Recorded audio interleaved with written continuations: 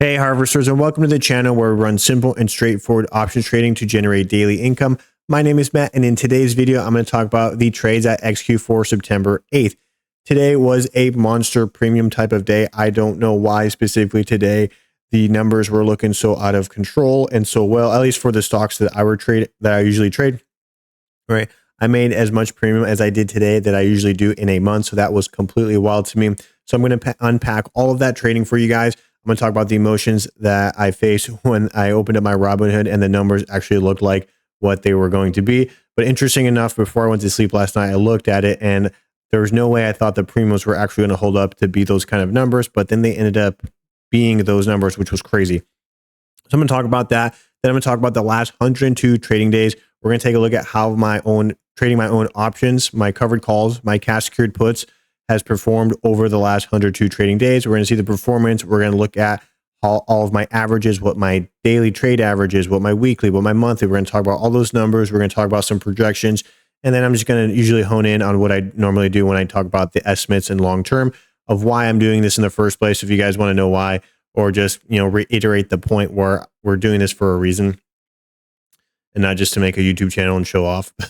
I'm doing this to actually help you guys out there, maybe give you guys ideas, and so that we all can reach financial freedom one day, because money is the biggest liberating factor to anyone. Really what it is. You can get your time back with more money. Yeah, guys, let's get going. First thing I like to talk about on my channel is my account overview. I like to show this because, one, this is the amount of money I have so that I can make my daily income or weekly income, depending on how I trade for that particular trading week. Number two, it's for transparency. This is the number I'm dealing with. You guys are going to see this go up. You're going to see my wins, but you're also going to see my losses. I'm not really going to hide anything. This is the first thing I'm going to show. Fantastic. All right, now let's head over to the Excel spreadsheet and let's talk about the 102 trading days first. Talk about the macro level, and then we'll go individual to the tactical level and the micro. Here we are for September 8th. I made $5,299 in 1 day of trading. This was strictly all premium. This was zero appreciation growth. This was just raw premium that I was able to collect from running cash secured puts on Oracle and then covered calls on Oracle and QQQ. So I'll dive into that in a minute here and talk about what strike price I chose, but let's talk about the heuristic and satellite view of this data. So it had an all-time high, highest amount of money I've ever made in a single day, $5,299. That is somebody's monthly salary, and I made it in 1 day, which was crazy. The amount that is in my Robinhood is $185,911.56. And if we look at how much premium and appreciation I was able to realize, which this is the number I'm going to have to pay taxes on come April 15th, 2026, is $39,159.13. And if we look at that as a percentage gain off of my initial investment for the year to what it is now, I'm up 27.06% on the year. So it's pretty exciting stuff. So today was a monster day. All of my numbers went skyrocketing high. Everybody loves a green day in the market, especially days like today. From Friday's difference, we're up 2.87% in the account. And if we compare that to the SPY only gained about 0.36%. I was able to almost, 6x that. That's probably even more than that, maybe 9x that. But yeah, that was a crazy day. Outperformed the S&P 500, so that was fantastic. Since I started tracking this number back on August 20th, I'm up 7.59% compared to the SPY's 2.14%. So almost 4xing it. Moving down here, my trade win percentage winning at 98.04% of my trades. Had 100 winning days, 2 losing days, and for 2025, I was only able to trade 102 times. I swapped over from investing into high income ETFs into running my own covered calls and cash secured puts, my own options trading, because I thought I could do a better job than the hedge funds. And thus far, from what I have observed, I have been doing a little bit better. I didn't like the high income ETFs because of the NAV erosion, and specifically when the markets go down. When the markets go down for high income ETFs, they get slaughtered. They're almost losing 2 to 3 times what the normal market is. So if the market's down, 5%, those high income ETFs are down 15%. So that is a hard pill to swallow. Some people like it, some people don't. I got out of it. I didn't like how they were performing for the amount of capital that you were using to generate such a low return on investment. Kind of got me thinking. So I'm like, hey, let me try my own options trading. And here I am. And it's been successful thus far. I will say, since I have transferred over in April 11th timeframe, we have been on a massive bull run. So therefore, some of these values might be a little inflated. And I have only been doing this for 102 trading days. So my sample size is quite small. So the data is what the data is. But I'm not one to make up numbers, but I am one to come up with estimates. For my average premium I'm making per day, usually that was around like $330, $340. But after a massive $5,000 day, or almost a $5,300 day, my average premium pushed up to $383 and almost about to be $400. The average weekly premium was hovering around like $1,500 to $1,600. Now it's currently at $1,779, so almost close to $1,800. And the monthly premium didn't change because usually I calculate this number at the end of the month. So whenever September concludes, I'll wrap up the results and then adjust it to how many months I have been trading. And let's take a look at the average yearly premium. This number is an estimate because for 2025, I'm not actually going to be able to trade for a 12-month period. So I decided to project what a 12-month return might look like based off of my trading performance. So what did I do? I took the weekly premium I'm generating, the average of it, multiplied it by 52 because we have 52 weeks in a year, thus came up with, in a 12-month period, if everything stayed exactly the same, I'd make it $92,557. And if you look at that as a return, that is about a 63% return on my investment. So that is quite large. From what I have observed thus far, the range for the percent return is somewhere between 49 and 66%. For 2025, there's about 80 trading days left. So we are well on our way to the latter half of the year where, 2026 is right around the corner. It's crazy to say that. 16 weeks left. Based off my trading performance, based on how many weeks we have left, I theoretically should make another $28,000.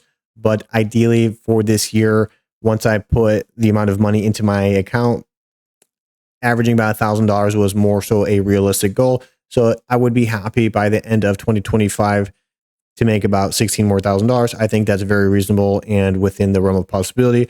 However, I'm always willing to push the boundary sometimes to make a little bit more money, but not recklessly.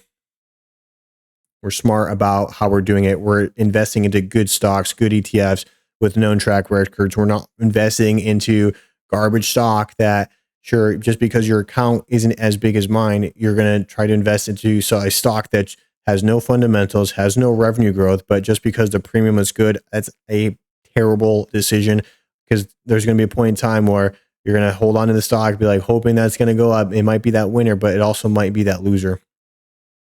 Just food for thought. I'm usually, if I was in a situation where I didn't have enough capital to run my own covered calls on an account this size, I probably would just keep investing dollar cost averaging until I was able to buy 100 shares of a good stock. There's plenty of stocks in the S&P 500 that you can use to run your covered call and cash secured put strategy, right? Instead of having, $60,000 to run 100 shares of QQQ daily, you might have $20,000, but then you can run it against Oracle, you can run it against Amazon, you can run it against NVIDIA because it's like a $170 stock, so that's a $17,000 investment. So there's plenty of other opportunities out there in the market that you could be able to produce income. That's just my food for thought. Invest into good stocks and good ETFs. Invest into the market leaders. Don't invest in speculation. I'm not saying don't do it, but do a small percentage of your portfolio. It should not be 100% for speculation because the second that speculation goes the opposite direction, you're going to look like a clown, and nobody wants to look like a clown losing money. Like, it's not a good look, period. All right, guys, let's look at the estimates I have drafted up for you guys. All of these numbers are based off of estimates until the end of the year, which then I will sell lock each and individual sell. So by 2025, whatever my numbers are, how much premium I generate, how much tax I'm going to have to pay, what my end of the year account value is going to look like, what the net gain after taxes, and what the net percentage after taxes look like.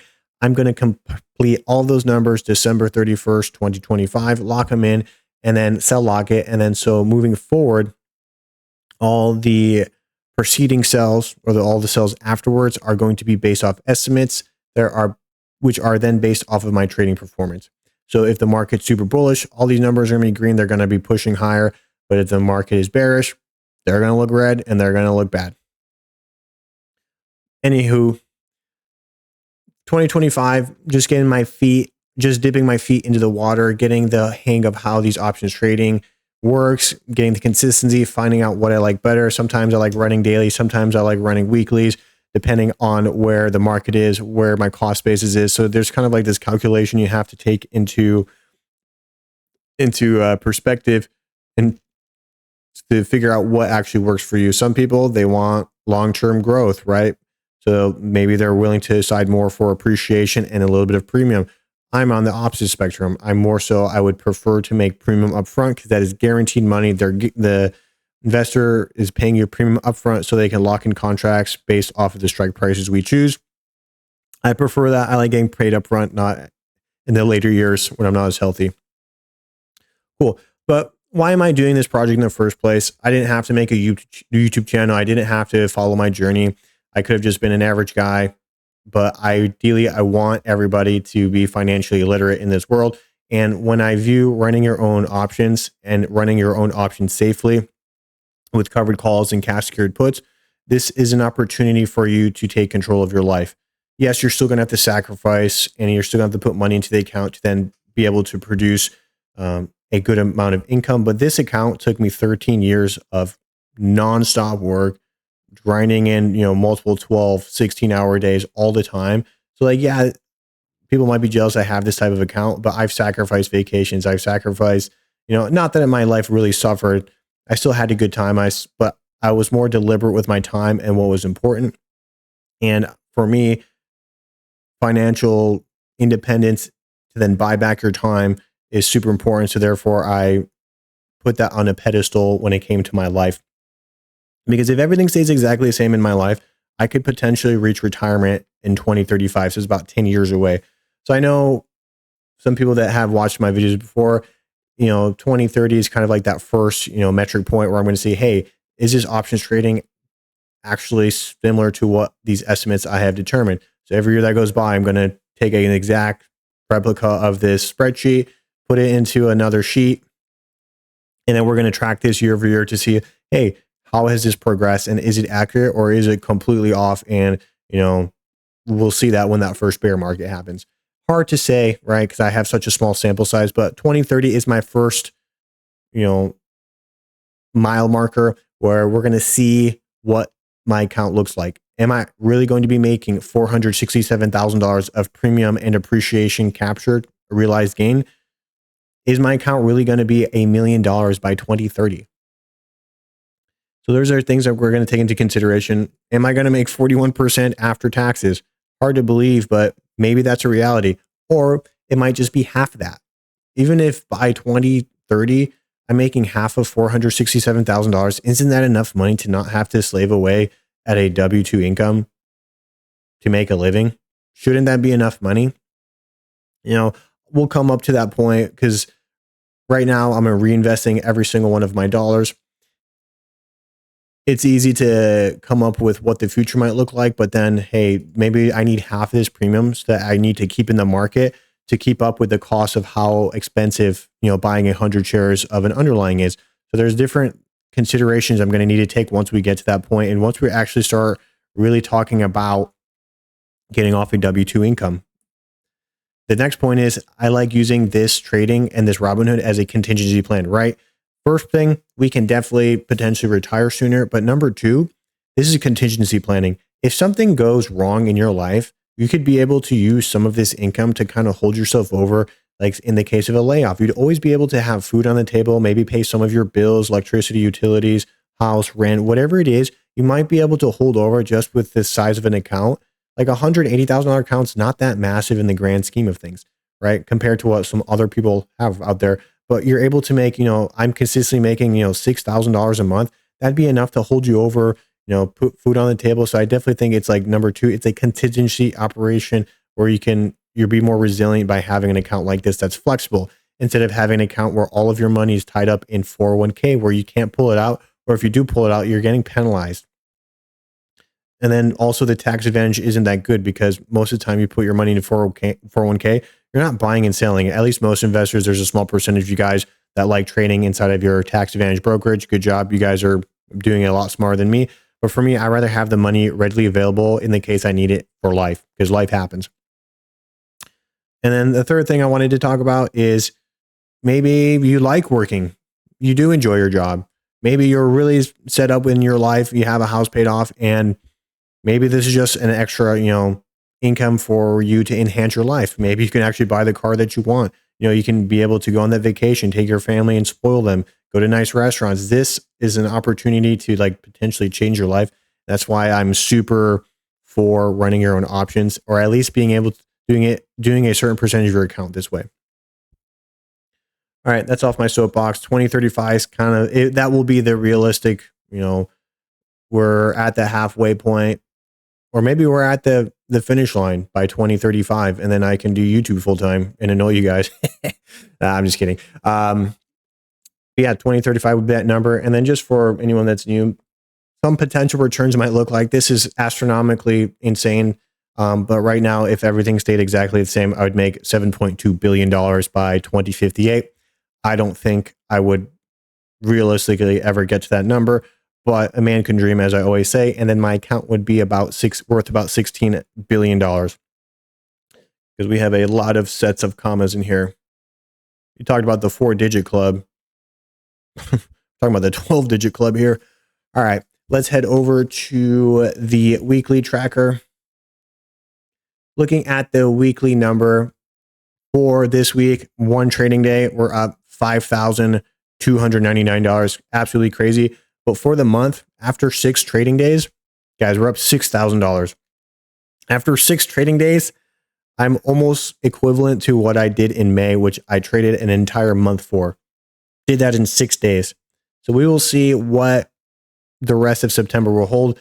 Maybe we may have just climaxed. Maybe we finished a little too early, and then the markets are just going to get beat because September, October is, usually the red times in the market, but there's an interest rate coming. So we will see. And to reiterate how much we have already realized this year, we're at $39,159. Crazy amount. We almost did $40,000. That's wild. 102 trading days. There's usually 250 trading days a year. All right, that's everything I wanted to highlight on this side of the spreadsheet. Let's head over to the other side where we're going to talk about the individual trades that netted me a crazy amount of premium. Let's talk about QQQ. Well, let me talk about the holistic. So I had 400 shares of QQQ going into Monday today, and then I had 200 shares of Oracle that were assigned from a cash secured put some time ago. Some of my cost bases for my QQQ shares were the 576.45, 580, 581, and 577. And the way I operate my trading is I don't like to sell below my cost basis. So ideally, whenever you see a option, I'm going to go the one above it. So if we're at the 576.45, to round it up, we're going to go 577 or higher. Same thing with anything that's like 580. I'm always going to choose 580 or higher, 581 or higher, 577 or higher, et cetera, et cetera. For my Oracle shares, I will do 235 or higher or 237.50 or higher. So those are my cost bases. I like to track this because when I don't like using the average cost basis calculator. Some people have asked me through email why I like to do it this way. I am making a investing guide that's taking longer than expected, but I'm going to explain all that stuff later. So if you guys are interested in that, that is coming down the pipe. I'm just a busy man. Today I was on-call engineer, worked 14 hours, and then I also am coming home to do a YouTube video. So finding time is rough sometimes, but it is what it is. And then, 200 shares at Oracle. Yeah, bought at 235, 237. Let's start talking about the different strike prices. When I opened up my Robinhood, I was like, oh my God, this is too good to be true. And what happens when it's too good to be true? It might be. So what I did is I started taking advantage of that opportunity and started wheeling and dealing trades immediately. And that's why it's important to understand your buy-in price so that when it's time to execute trades, You can either preset them the night before, but usually whenever the market opens, the options are about 20% less or 25% less than what they were the previous night or whenever I make these videos. So they might not hit exactly on point. So usually what I like to do is when the market opens, I'm on the West Coast, I'm in Washington State, 6:30 a.m. I'm on Robinhood, 6:30 a.m., wheeling deals, and within 15 minutes, I'm done with everything. And then I just let everything ride it out. I don't roll anything. I don't try to buy anything back. I don't try to force anything in market. I just keep everything nice and simple. I've made my money up front. Why would I pay somebody money back to then buy the stuff I just sold? Then if you wanted to buy it back, then you should have chose a better strike price. Just my thoughts. So for my QQQ shares, where QQQ opened today was at the 578.25. And because I have cost basis at the 576-ish, 577, and again, the 577, and the market was at the 578, I decided to go one higher. So I chose a strike price of the 579 for two of my options, and I ran those as dailies. So for my 576, my 577, I ran those dailies. I locked in $102 and then $109 based off of those two trades. So that was a massive amount of premium. I was super stoked about that.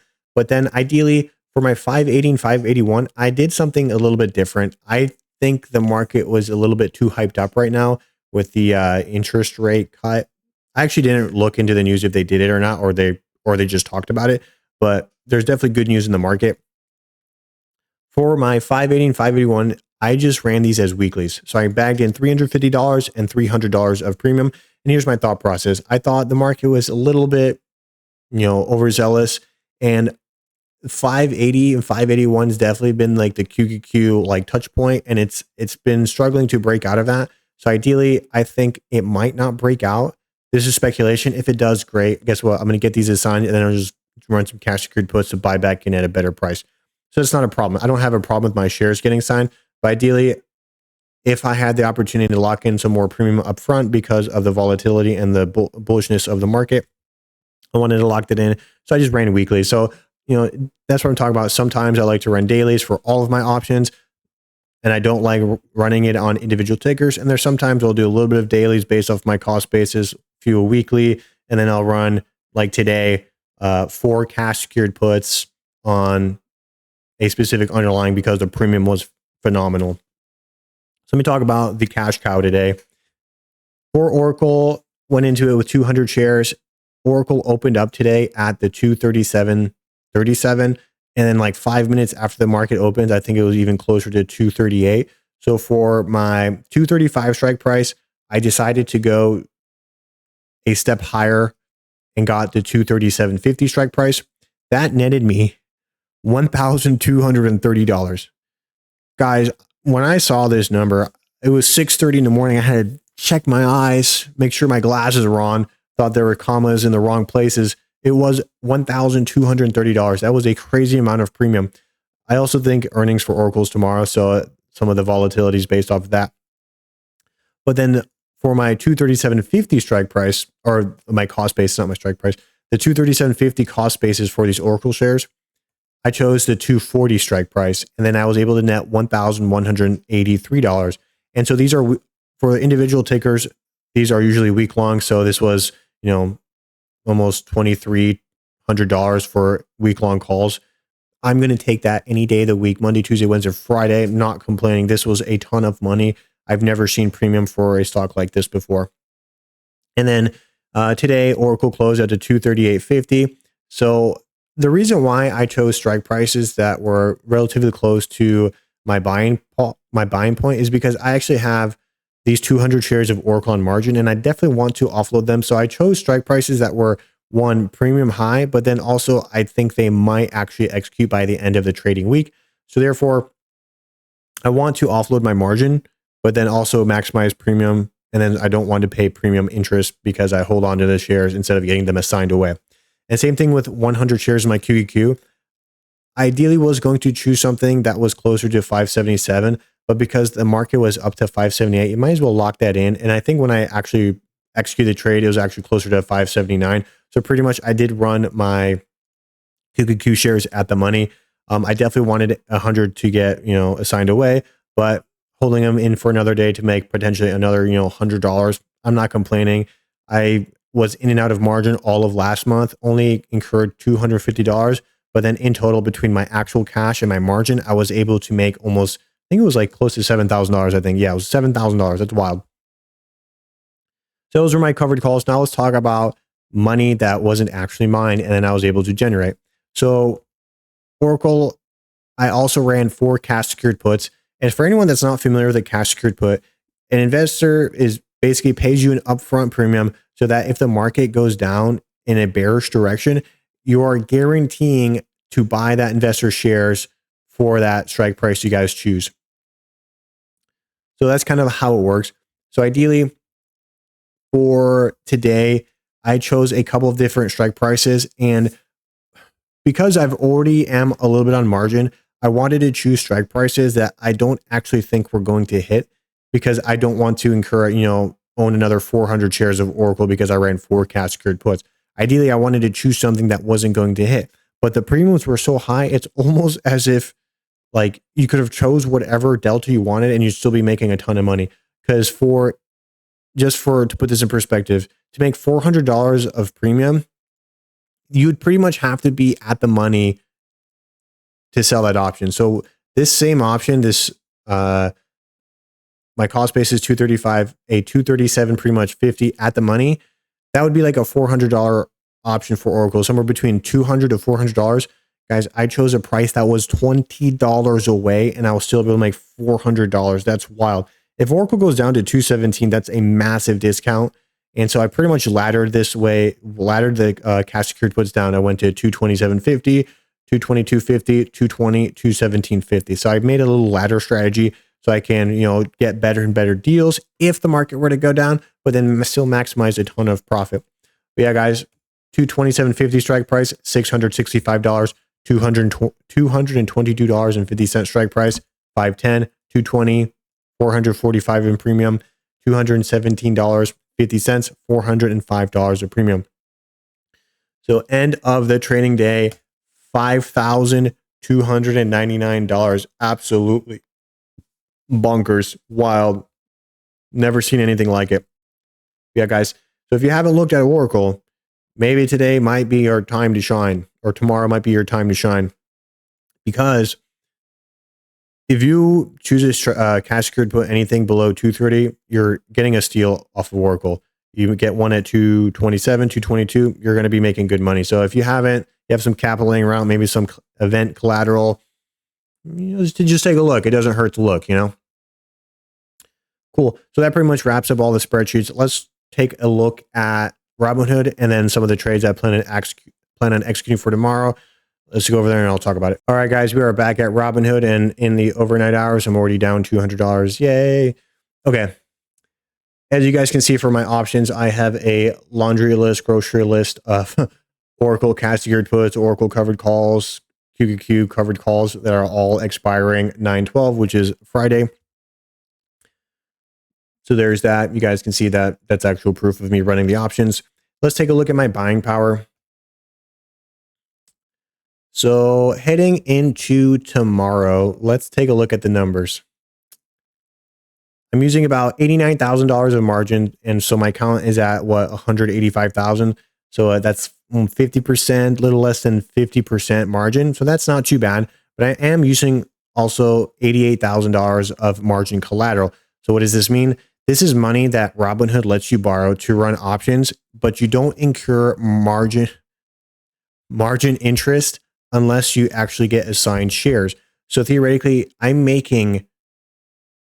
an extra $2,000, almost $3,000 by using Robinhood's, options collateral.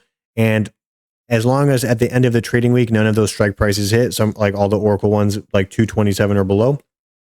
If none of those hit, I usually made like $2,000, $3,000 using Robinhood's money and not even my own. So instead of me having to have an account that's, what's $88,000, we'll say $90,000, add that into my $185,000 account. That's what, math is hard, $275,000. Instead of me having to have $275,000 in cash, I'm able to generate an extra income, but also I forgot to count this margin. So really, I would need an account that's also another 90. So that's $365,000. That would, instead of me having to have $365,000 of my own money, I can have half of that, 185,000, and then still generate a ton of premium. So therefore, whenever people are super afraid of using margin, I don't necessarily understand it, but at the same time I do. You definitely want to minimize your risk, and you don't want to go full send and then get caught in a bear market, and then you have to own like all of these shares on margin and you're biting the cost.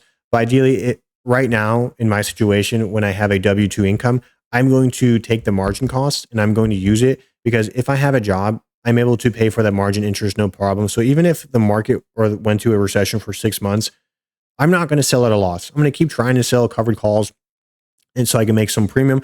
But end of the day, I'm just going to gut that interest cost, and then the markets eventually will recover. So for me, I would be, well, even just how much premium I've made over this last, 102 days, for me to pay $40,000 in margin interest.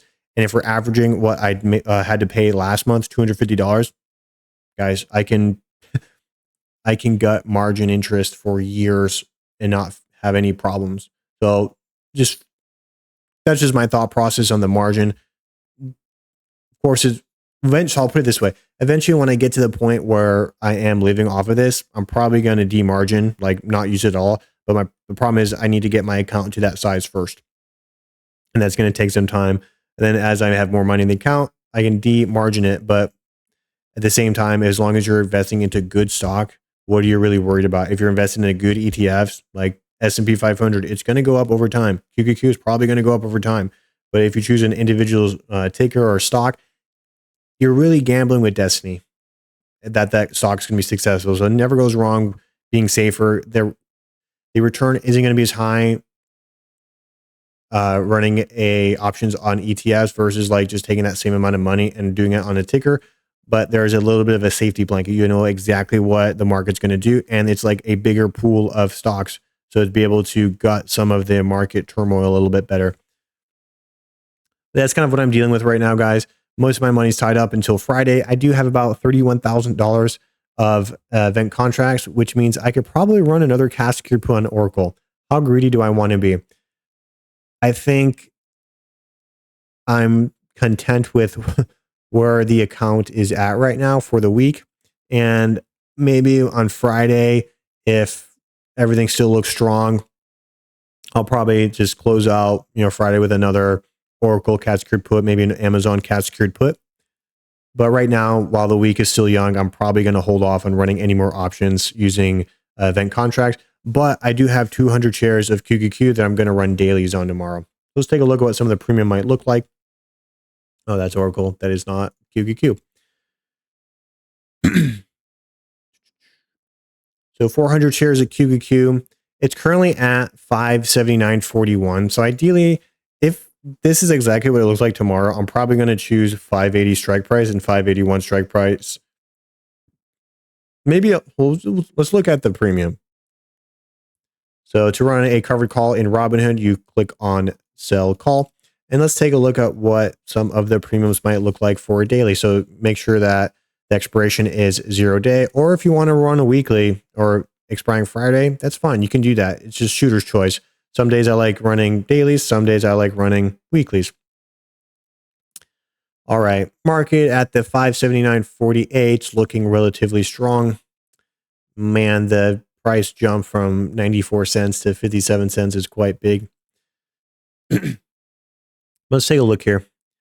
The 581 is using a 0.27 delta. So it means there's a 27% chance of this option executing. And interesting enough, how I called out like the 580 to 581 is a good resistance point. Some of these numbers are probably based off of what the historicals and the resistances. Not that I did like too much crazy amount of chart analysis. It's literally because I owned 200 shares of QQQ at inconvenient prices when the market was a little bit lower. So I bought them when the market peaked at the 580, 581. Was a little bit of a mistake. I definitely bought it too high, but end of the day, my trading results speak for themselves. I'm doing relatively well with what I'm doing. So I can't complain there, but 27% chance of it executing, I don't want them to execute, that's fine, but there might be some pullback in the market based off of what we're seeing from these deltas, like a 0.37 delta. I actually like this better, so I might just run 2 options tomorrow. All right, we'll choose one contract. It's showing 94 cents. I usually just leave it the default so that it can just execute the option. I don't care if it's $94 or $92. Sure, maybe after 30 years, it makes sense. And after hundreds of trades, yeah, I get it, but it's not worth me like waiting for the option to hit. And then at the end of the day, the market dips and then I lose $30 instead of $2. So it doesn't matter. It's close enough. Maybe we'll just run 2. Who cares? Let's get it locked in. So tomorrow, I'll make maybe $187 if the market's still green. The market's red, probably half of this, maybe 3/4 of this. We'll review the order. Basically saying I'm agreeing to selling my 200 shares at the 580. So if the strike price is at 580 or higher at the end of the trading day tomorrow, I have to sell my shares at this $580 price. And an investor is going to pay me $188 up front, but some of it's regulatory fees and they take it away. Yeah, that's pretty much it. You submit it. That's a covered call. It's literally that simple. You own 100 shares of the underlying. You choose whatever strike price you like, whatever premium. The way I choose my options is I choose premium that I like. So I like $94 more than I like $57. And if you look at delta, this is like another decision point. Do I want a high likelihood of the shares getting assigned or not?